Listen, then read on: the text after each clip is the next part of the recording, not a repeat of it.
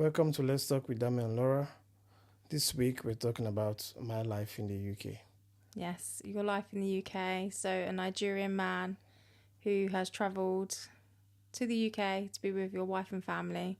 Absolutely. And the differences, from weather to food to things you've had to do around the house. That's just a learning curve for you and what you've had to adjust to whilst being here. And some tips for fellow people who may come to the UK from a different country. So when you first came to the UK, it was beginning of July 2022, and it was hot, like really hot. Hot for you.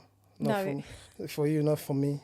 No, it was hot. Remember my first week in the UK, I was wearing a jacket. I was still wearing a jacket. Yeah, you were. I think it became very, very hot. Like there was heat wave, isn't it? Yeah. So for you it was hot, not for me. I think we had nearly a month-long heat wave of well over 30 degrees, maybe 32, 33, 34. Like, we was all melting, complaining. But to you, it was still... Yeah, the only thing I felt about the weather then when I came, it was very hot. But the heat wave was the thing that I felt a bit, not the hotness. The heat wave was just dry. There was no breeze. It was just constant wave and wave and wave.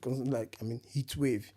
But when it comes to the hotness, I didn't really feel it. But everywhere was just so dry. The grasses everywhere was... It was so dry and dead, wasn't it? Yeah, dry and dead. Like, I've never seen anything like it till now. Like, since I came to the UK, I've never seen anything like that. That first month I came to the UK. But I think, like we always say, like as British people, when we go on holiday, we always say the heat is a different type of heat to the UK heat. So your Nigerian sun and heat is completely different to our British heat and sun. There's a feeling of it just feels different. Yeah, the Nigerian, our sun is hot, but we don't have that heat wave.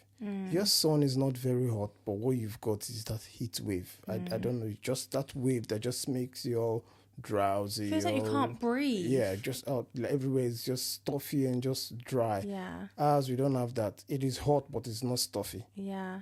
But yours is just hot and just makes you makes you to be useless. It does. Yeah, why ours? Because you can still function inside the sun. I don't see anybody functioning when it's 33 degrees or 34 degrees in this country. No, yeah, because can't.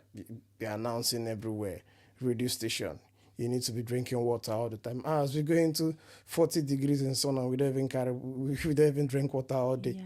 Yeah. And then so we went from one extreme to another because it came to winter. And we had a really, really cold winter. Oh my God. And had snow. So you got to see your first snow. Yeah, I got to see my first snow. Yeah, the first time seeing snow. It was really, really beautiful.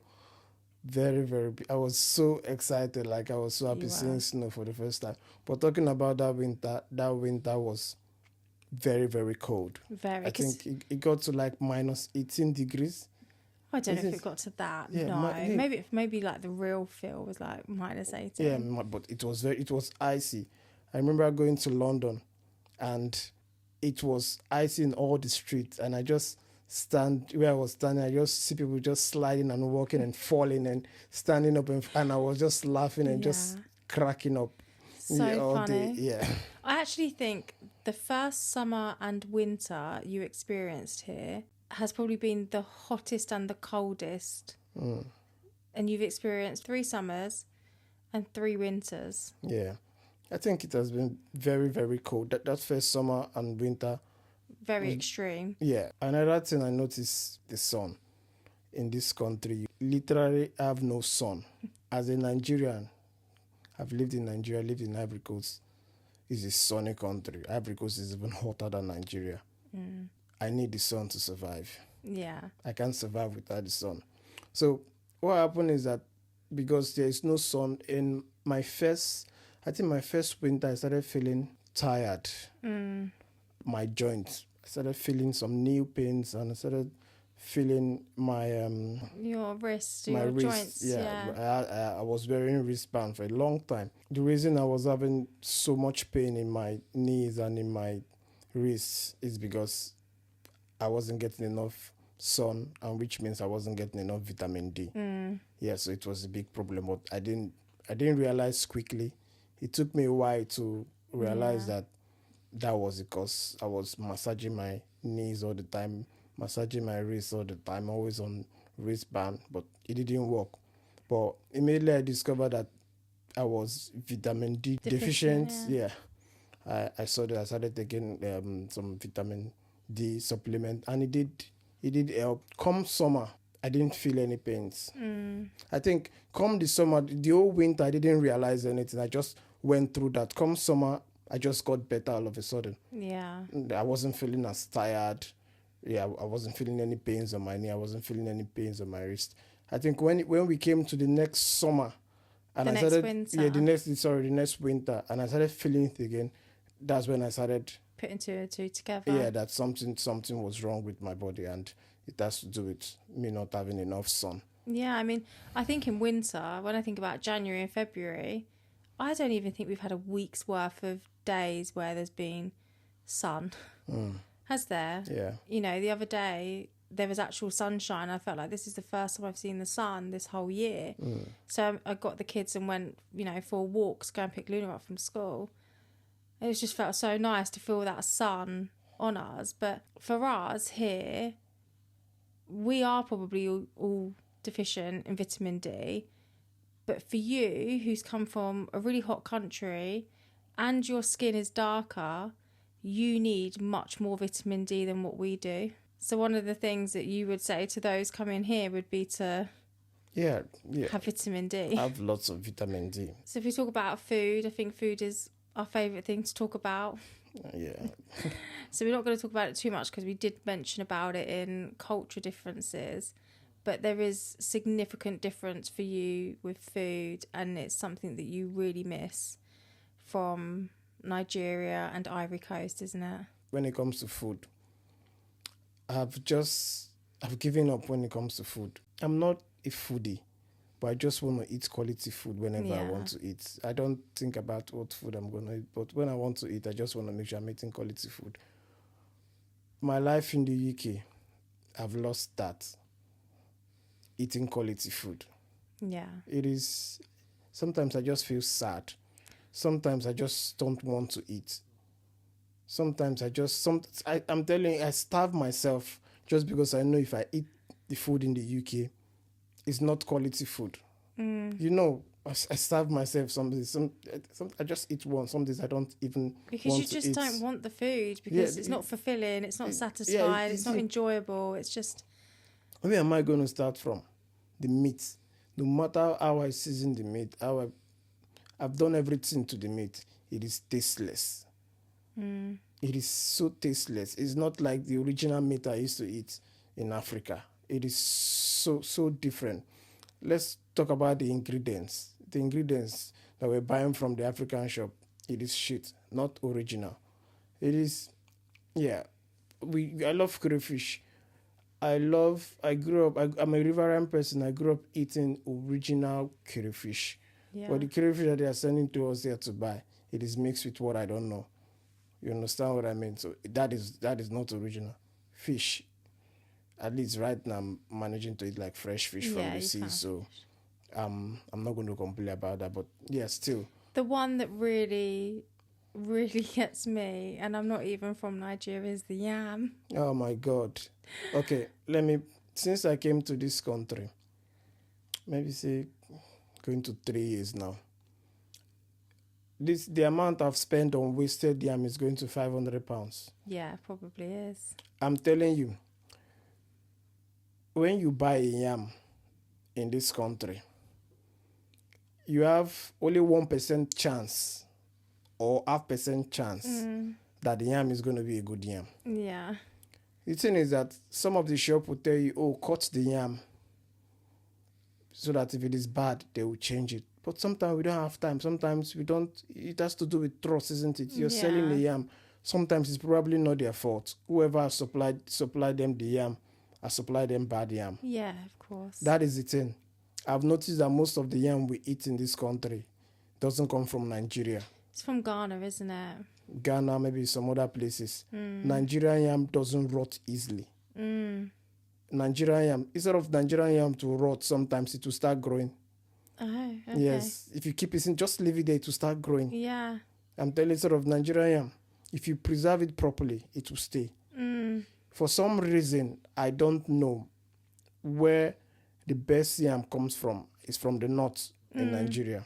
For some reason, their yam tend to last longer. I've bought yam from different countries now, so I've seen it. The best, even in Nigeria, in my state, we plant yam. I've eaten yam from other states, but the yam in Nigeria, in the north, is the best yam ever. And that's the yam we need here in the UK. That's the yam, but it is expensive. I don't know why. Maybe because it is very expensive, that is why they don't import it. Because maybe, I don't know, if people won't buy it. But if we can afford it in Nigeria, we can afford it here. Well, when we're looking at, £5-6 for a yam, isn't it? And the yam, isn't good and we can't eat it. Yeah. It's such a waste of money. I'd rather spend another couple of pounds and get a really good yam. Yeah. So I think people would pay for it if they knew they were going to get a good quality yam. Yeah. Well, you want to buy yam, they'll tell you it's puna yam. All those yam are shit yam. Yeah. They're talking about puna. I've eaten yam. Whether you fry it, you cook it, you roast it. It is, if you eat roasted yam, oh my God. If you eat roasted yam, like the yam that comes from the north, if you roast it and eat it, it is so good. Yeah. Like, it is so good. Like, I'm just thinking about roasted yam. How I've missed roasted yam. Yeah. So when it comes to food, I could go on and on and on and on and on and on. It is. I mean, I think for me, if I'm disappointed about the yams and I haven't even tried Nigerian yam, I can only imagine your disappointment every time you're eating it and it doesn't taste like the original food. And again, one thing I like to have is gari and like raw gari and granite with milk and all that. I can't have it here. I try to buy gari in the African shop. The gari is just, it's as if I'm eating grit, sand. Like, I've eaten pure gari. Like, the quality of food I've eaten in my life is just so unreal compared to what I'm eating now. Like, it is miles of, like, it is miles. When I mean miles of, it is miles of. I tried to buy granules in the African shop. So expensive. You're buying one small bottle for £8. And you bring it to the house, you open it. The granite is dump. I don't know what was the word people use here. Stale. That's the word people use. And the granite, still granite, that come is still. It means it wasn't produced properly. Yeah. Or prepared properly. That's why they put it in that seal container and it's still. So yeah, it's disappointing. I love granite. Sometimes I don't want it. I just want to drink gari and granite with milk and sugar, cold water, and I'm fine for the day. I think my greatest disappointment in this country will be food. Yeah, I think so. I think it's probably the biggest thing. Yeah, it is miss. food. Yeah, that's one thing that I miss. So yeah, I'm gonna stop it there. I don't want to. You don't want to because I could go on and on and on and on and I on and on actually with food. think we could have a full episode talking about just food. Yeah, between the British and Nigerian foods. And yeah, honestly, the quality and everything. So the next thing I think is like a really big thing that we take for granted here in the UK is the fact that you've come from a country that doesn't have a constant source of light or electricity. You have network issues, you're having to fuel generators. Whereas here, we have constant electric, constant light. It's not taken from us. Very rarely do we have a network issue, do we? Yeah, so I'm going to answer that in 3 ways. Because I've stayed in Nigeria, stayed in Ivory Coast for years, and now I'm in the UK. So when it comes to network issues, Nigeria has a big problem with network. If you want to talk about the banking issues, network issues, because banking has to do with network, isn't it? Yeah, there's problem there. Talk about lights. If you're in Nigeria, you have to budget for generator. Yeah. If you're somebody that can't do without light, it means you're going to spend lots of money in fuel to have light. And we have 3 mobile network. Is it 3? Maybe more than 3, but we have Airtel, Glo, and MTN. Sometimes their network is so bad that when I was in Nigeria, I had all three of them. I have to be switching from which one is better. Airtel, a bit better. MTN, better but very expensive. Glow, cheaper. They will give you lots of data, but there is no internet. The internet is so poor for you to use it. Imagine you're watching a video and the video will be doing like this, turning. No. Yeah. So that is network. Nigeria needs to improve. Yeah. Let's go to Ivory Coast. Ivory Coast, 24 hours light. You just need to have the money to pay for it. Yeah. Just same thing as here. Yeah. Yeah. So yeah, when it comes to network, perfect. They don't have any issues. All the banking transaction I did in Ivory Coast, never for one day. Yeah. Never for one day. I had an incomplete transaction and I was rushing to the bank to fill a form for refund. Yeah. In Nigeria, if you don't go to that bank to fill a form for refund, hardly they will refund you. Oh, really? I'm telling you. Hardly. I never went to the bank in Ivory Coast one day to fill a form for refund. And I never had an incomplete transaction. Yeah. The amount of transaction I've done in Ivory Coast. But in Nigeria, even me, when I went to Nigeria, the amount of transaction I couldn't even go to the bank to fill that form to get. It's just those money I would just say, look, sometimes ordinary recharge card I'm buying just to do data. Incomplete, the money I've left my account. Oh. I'm telling you, sometimes thousands. You know how much data I used to spend? Yeah. Thousands. I don't have the time to be going to bank to I just left it there. It's crazy, isn't it? Yeah, I just left it there because I don't have the time to be going to the bank to start filling form. I don't have that time. I don't moving around anyhow. I don't like going out as well. Yeah. So now let me answer. Moving to the UK. Coming to the UK, network is fine. When it comes to electricity, 24 hours electricity. Yeah. So there's no generator. I remember we'd be like every night we would speak on the phone and it gets sort of 4 or 5 o'clock. You're like, I'm off to go and get fuel for the generator to make sure I can talk to you tonight. Yeah, you have to plan for it, isn't it? So that when there's light, you can. When there's light, you have to plan for generator still because the light is not guaranteed. I mean, imagine you're also having to think about when you're charging your phone. Because you don't have constant electric to be able to even charge your phone. So you're having to navigate all of those things. And I think that's something that we take for granted massively here. Yeah, like dragging generator, trying to... even going and getting fuel. We get fuel for our car and that is it. Yeah, even in my time in Nigeria, I watch engineers service our generator until I learned how to service generator. And I was doing it myself. I didn't need to call them again. Yeah. Except it is something major. Yeah. But if you just to service the generator, change some few things, open it, clean it, give it. I can do that. And I was doing it in our house. That is it. That brings me on to you coming here and you've learned so much when it comes to DIY and building things and like more household type things, isn't it? It is so funny that I'm even saying this. When you leave your country, like when I came to this country, it just feels like I'm a child. I'm beginning to learn so many things. It is... I just have to, because I've just remembered it. The reason why I was laughing when you was just talking is the first time you didn't have the dishwasher. It is just... Although...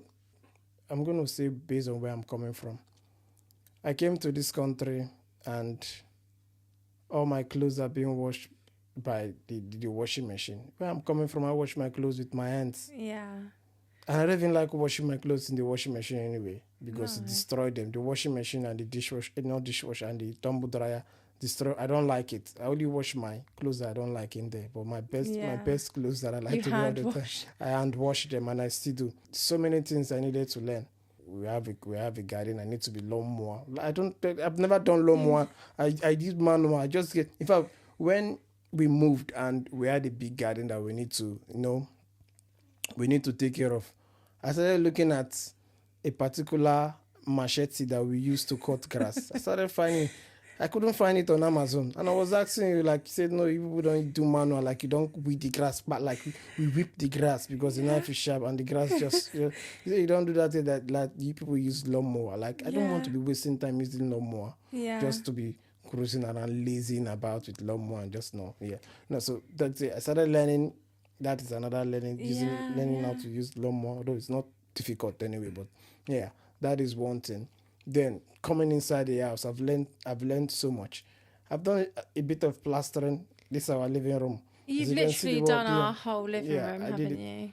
The laminate flooring in the house, I put it down. You've done carpet upstairs. I've done carpet all upstairs thanks to YouTube as well, DIY stuff. Yeah, I've learned so much coming to the UK. Like you've had to build furniture. Yeah, I've had to build furniture. Like I think the first furniture I built when I came to this UK was IKEA table and chairs. It took me 1 week to build it.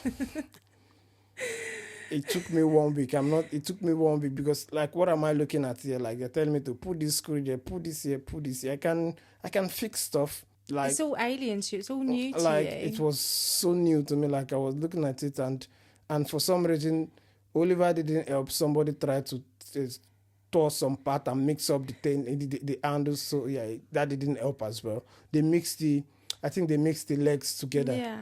They were some of them were so they mixed the bag together.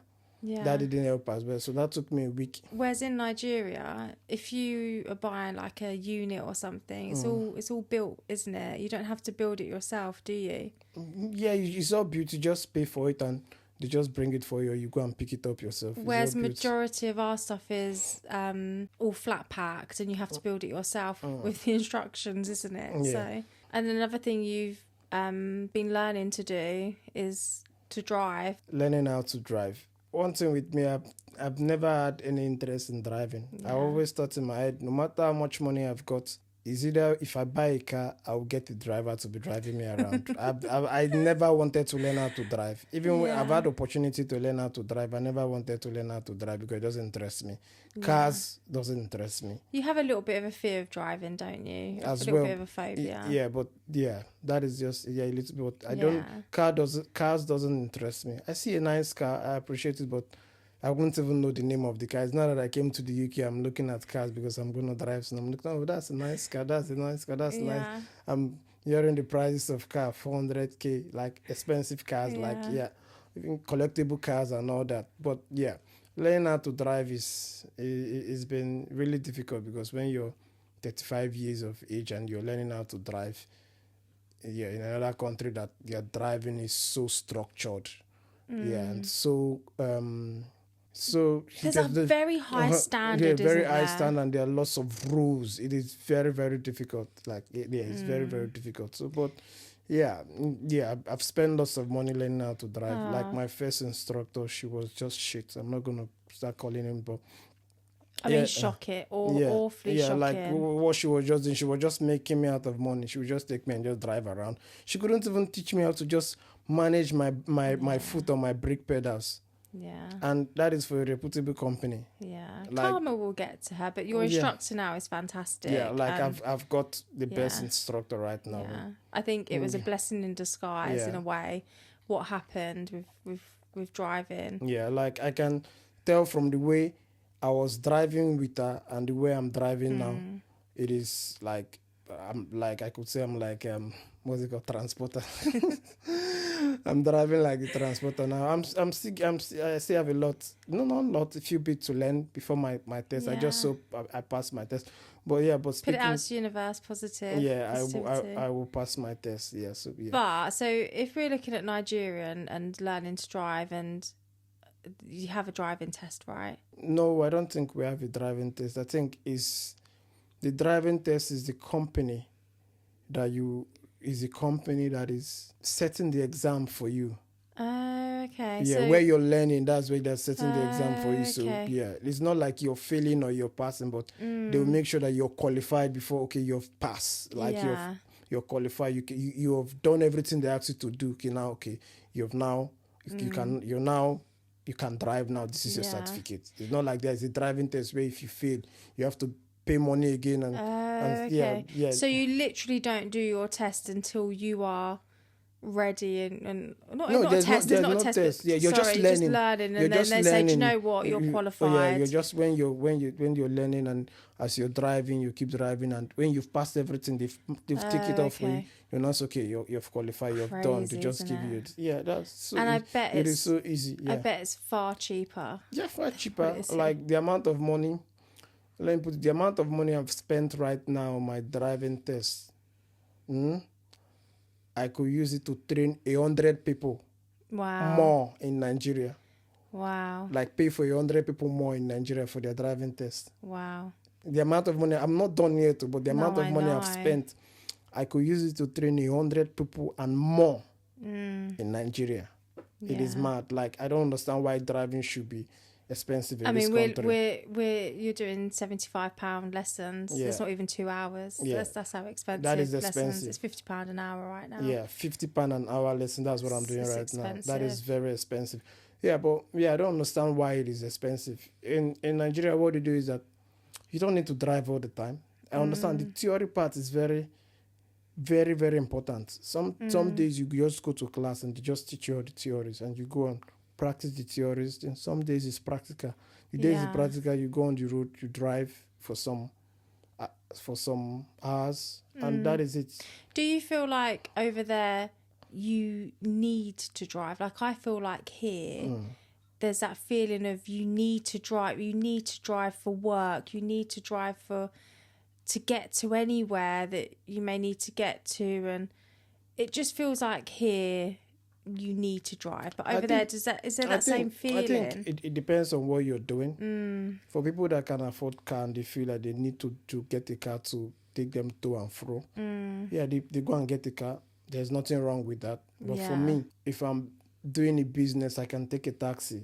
I can take like an Uber to wherever I'm going to. Like my uncle, when he started construction, as he was like going up and up and up and getting bigger jobs, he said he needed to have a car because he needs to be driving. Doesn't need to. He doesn't want to be taking transport when he's going to work. He needs to drive to work and drive back. And he got a car because if you look at it, he needed it as an engineer, civil engineer. You need a car or a truck or a van to go from one side to the other. You understand? It's easier that way. So so it depends. I think it depends on what you're doing. If your business place is not far from your home, you probably don't need a car. Yeah, of course. You understand what I mean? Except maybe you need a car if you want to go somewhere else. But so you just walk to your business place. So some people live closer to their business place. Yeah. Some people, they live 15 minutes, 20 minutes to their business, which you can just take transport, pay little money. So but you've got tuk-tuks and things like that, don't you? So it just feels like it's quite easy for you guys to kind of get around. Whereas here, like when I think we live in a little village, if I want to go into the centre, obviously I'd have to drive. I can't walk there. So it's either get a bus or drive or get an Uber. But obviously Uber's very, very expensive. And then bus is just... Yeah, it's not. When you got 4 kids, I don't want to be getting on the bus. Kids, So for me, it feels like there's that need to drive. Yeah, in this country, there's need to drive, and sometimes in this country, if you got work, the work is rarely you have work that is closer to where you're living. So you have to drive. One of the things that I found quite perplexing to me is the fact that because you're here, everyone back in Nigeria thinks that you're rich. Not everyone back in Nigeria, because not everybody in Nigeria knows me. So people that knows me, some people or most people that knows me in Nigeria think, because I'm in the UK, my life is all set. But that is not the case. Yeah. I came to this country. I've got 4 kids. I don't have a steady job, and people think that I'm rich. How is that possible? Yeah. The first 6 months of this country, when I came to this country, I wasn't allowed to work. Yeah. How can I be rich? How can I have money? Yeah. It's not even that. We've had thousands of pounds worth of visas to pay. This coming to this country, I'm like a newborn baby trying to find my feet. It's a process. Yeah. But some people have this mentality. I'm not going to say everybody. Some people have this mentality, because I'm in the UK, my life is set. The amount of messages I get on Facebook is unreal. Sometimes some people just send me the account number and just say, please send me this money. I need this money urgently. Like, you're not even asking me, how are you? How is the UK? Do you even have the money? You're just sending me your account number for me to just send you money. Like, there's a tree, I'm going to pluck money. Do you remember the guy on TikTok he was like making out like you know each other really, really well. You were really good friends at school, university, or whatever. And he wanted you to help him come to the UK. I think that's the other thing as well. It's not just about money. They think that you have a path to just bring them directly to the UK. Yeah. It doesn't work like that. I didn't promise anybody anything coming to this country. If one day I'm rich, not one day, when I become rich, I will help lots of people. Yeah. People that are around me, people I've crossed paths with, like people that I know that are struggling. And the society, a lot of people I'm meeting as well, I will help lots of, I have that mindset. But that person who messaged you that, when you responded, I can't remember what we responded now back to him, but he basically unfollowed us, didn't he? Yeah, like he was just, I know him. He's two-faced. He's somebody that I will never have anything to do with. I don't know, all of a sudden it's just coming. He thought you were his best mates. Yeah, like he was sounding like I was his best friend. I'm not your best friend, mate. Like I wasn't. I know you were from, but I never liked you anyway. Yeah, so you should know that. It is funny the way people have messaged you. Yeah. Even in my family, few people like they're expensive. But like I've told my mom, in this world, apart from my immediate family, the only person I owe any responsibility to is my mom, because she sacrificed everything for me. Yeah. She paused her life for she to be able to take care of me and my brothers. Like at 40 years, my mom said no more boyfriends. Yeah. She stopped to focus on her children. Yeah. So the only person I will take care of is my mom. No other person. Yeah. No other person in this life. Yeah. And you don't owe anybody that. Yes, will pressure me to, just my mom. Yeah. Yeah, if she's eating and she's happy, I am satisfied. Yeah. If tomorrow anything was to happen to me, I know that, yes, at least the woman that sacrificed for me, I've done a little bit for her. Yeah. Yeah, I will go in peace. You understand what I mean? So, yeah, that perception that too, because you're in the UK, life is all set. You have money, you're living well. I'm not suffering. I won't say I'm in the UK. I'm living well. I won't say I'm not living well. I'm living well. I'm happy. But don't think that I have money for you. Yeah, exactly. Or I have money to give to you. No, it doesn't work like that. No. I'll continue with the perception side of it then, because there is, I think, this perception of the UK, there's probably in other people's mind not so much hardship, that we do have money and everything seems to be better here. But the reality is far from that. We also have skyrocketing prices. Like in Nigeria, food prices have gone up drastically. It's the same over here. Our food prices have gone up drastically, haven't they? It's becoming incredibly difficult for people to rent properties now in this country. And I've seen that in how long have I been renting for? Since I was 18. So from 18 to 35, I've seen significant changes in the rental market and how much more difficult it's got each time, and how difficult it is to get anything unless you've got a good credit score. Yeah. That's something that you've had to be building up, isn't it? It is a necessity. Like having internet, you need a credit score. Having phones, you need a credit score. Having a car, you need a credit score. Having a house, you need a credit score. You talk about the renting. You need a good credit score. Good credit score. I've been building my credit score since I came to the UK. You've got more things in your name than me now. You take things out in your name so that you can build your credit score, don't you? Yeah, like it's something that I have to do. I don't like it because at the end of the day, you're in debt. And sometimes most of this company, they just... Some of the I won't say it's debt because I'm paying for it. It's not like I owe them, but I'm still paying for it. I suppose and then a loan is a debt, isn't it? Yeah, the reality is you're in debt anyway. Some of them, they're just corny, very corny. So yeah, I think I fall twice for them, but I'm still paying it. I'm going to pay it. I'm not going to complain, but I know better. That's a huge thing. Like you don't like in Nigeria, they don't have credit score like here, do they? Yeah, we don't have credit score. The only thing, if you have a business and you're putting lots of money in your bank account and maybe you want to go into another business, and you can just go to the bank and say you want a loan. Yeah, you understand. If the bank's okay, this person put lots of money in the bank. Yeah, why not? Let's give him some loan, isn't it? Yeah, with a little bit of interest on it, and it to be easy. But even to get in a phone contract and all of those things, I think they're just beginning to. They're just beginning to do it now. Like you can get a phone and pay monthly and all that, but there is no like actual credit score in a database where somebody can go and check, okay, this person has a good credit score, this person has a bad credit score, this person has an excellent credit score. Like imagine if you have too many hard searches, which means you're trying to apply for something. It could be a phone contract, isn't it? Yeah. And let's say you've had, 3 hard searches or something. Yeah. It lowers your credit score. Yeah. Yeah. It's just crazy, isn't it? Something so silly like a search. For a company to search your file can lower your score. Yeah, I think maybe years ago, I don't think that would have been in place, but people would have abused the system. Yeah. I don't know. But I'm just thinking in my head, people would have abused the system, just taking everything, taking. So they're always people are always looking for ways to outsmart the system. Yeah. So the system will always look for a way to protect itself.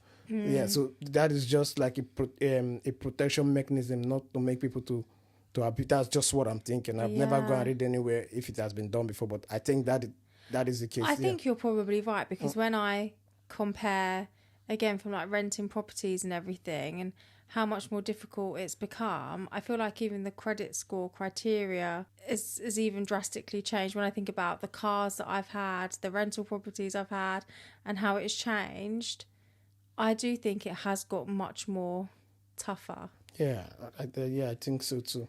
The reality is, I feel like this country, we're almost like living in debt, because when you think of phone contracts, our internet, everything, it is almost like it's a contract, isn't it, that you're stuck in? Yeah, I think the first contract I took, I thought I was just paying for what I've used.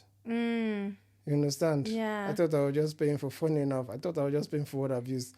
I didn't know that I was paying for the whole years that I've signed. Yeah. That if I want to stop it, I thought it's just something I can just cancel.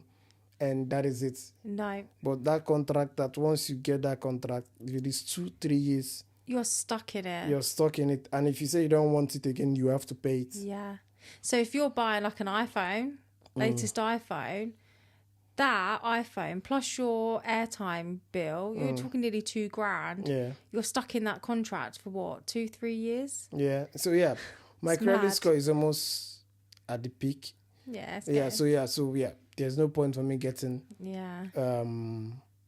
contract, because I see where the con is from the SIM card. The airtime. That's where the con is. I've seen it. So I've understood it now. So I don't think I'll be getting any phone contract with SIM card again. If I want to get a phone card, I just go to Apple Direct and just pay for the phone monthly. That will be it. There's no point getting a phone and a SIM. They can only con people that don't understand.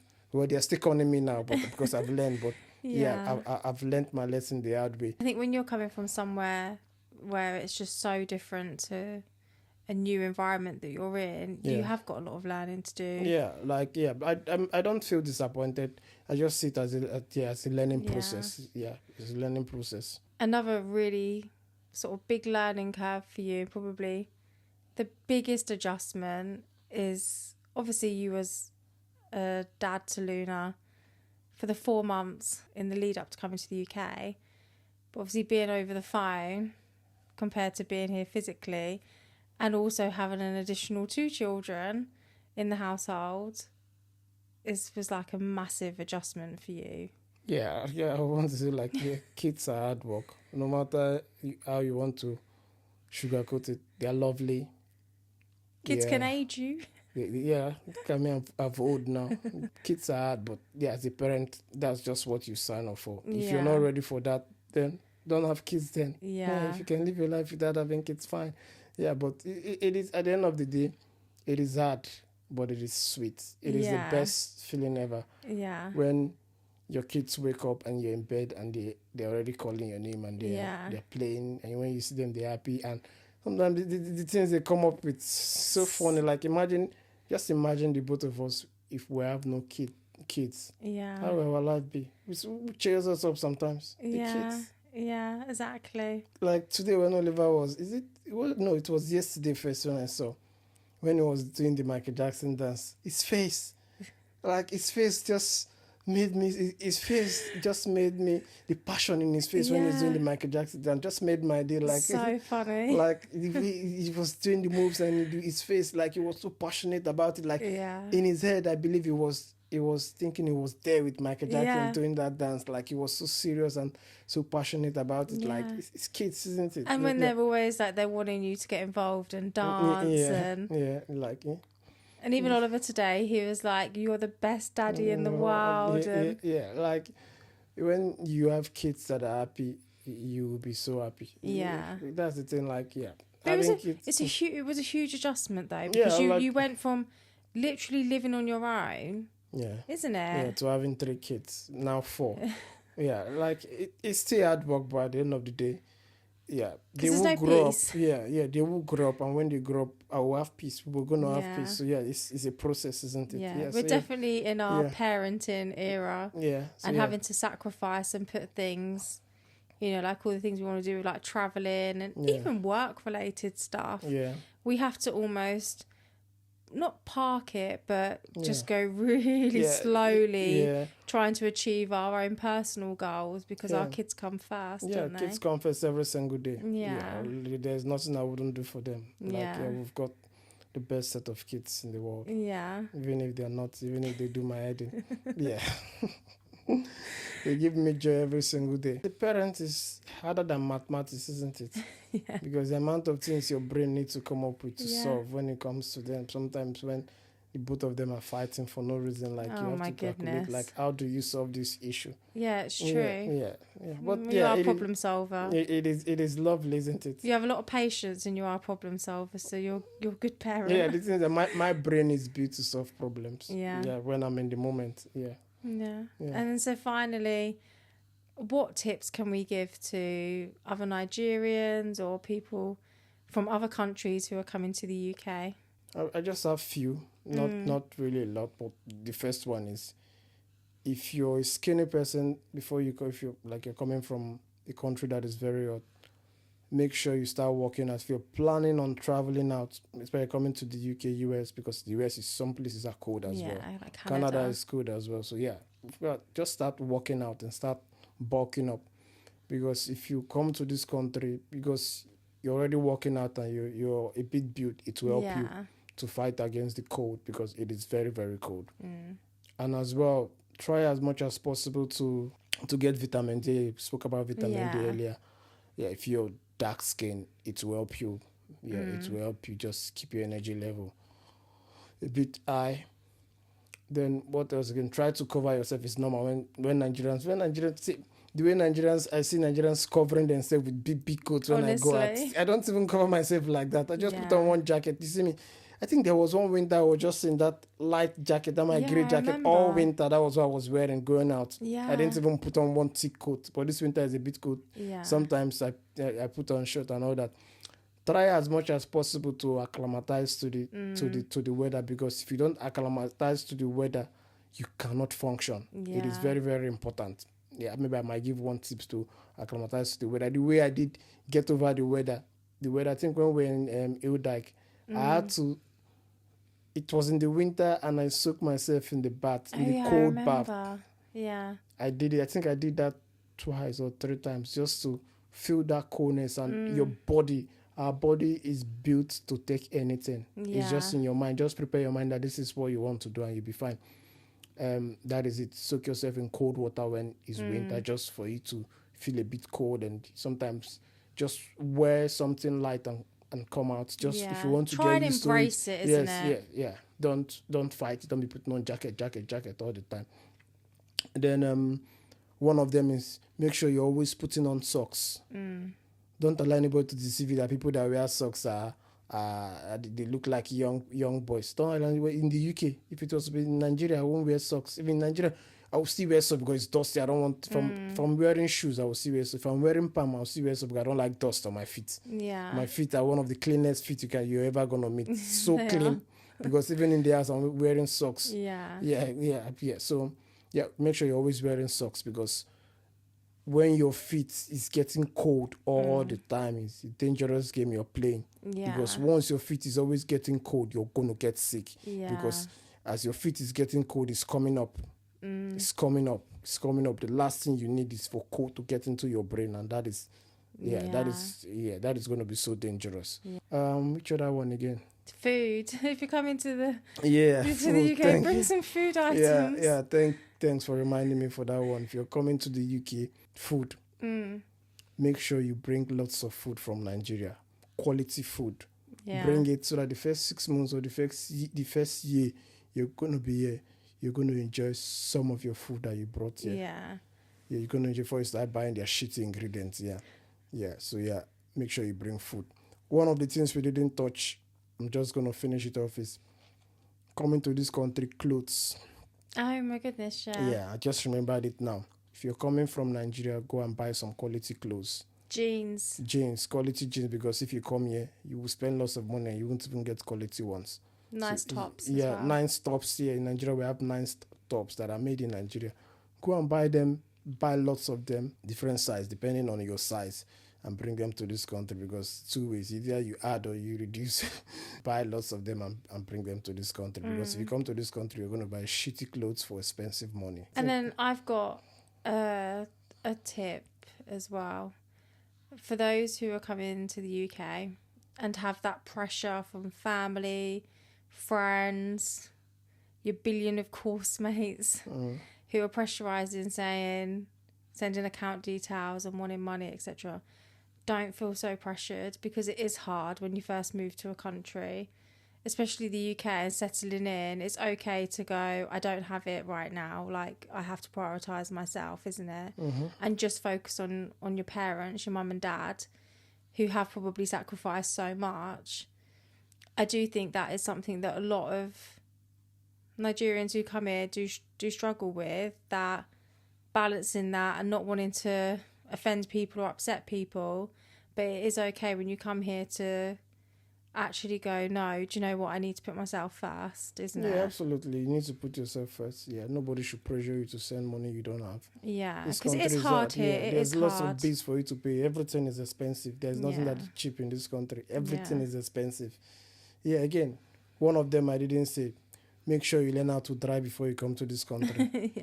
Just know how to drive. When you come to this country, it's going to be easy for you. You just need to learn the rules, the highway code. That is what you need to learn. And then just pass test. And just pass your test. That will be it. Make sure you learn how to drive before you come to this country. It will cost you thousands to drive here. It will cost you thousands. Yeah, that money that you want to, make sure you learn how to drive, because, that will be millions of naira. Yeah.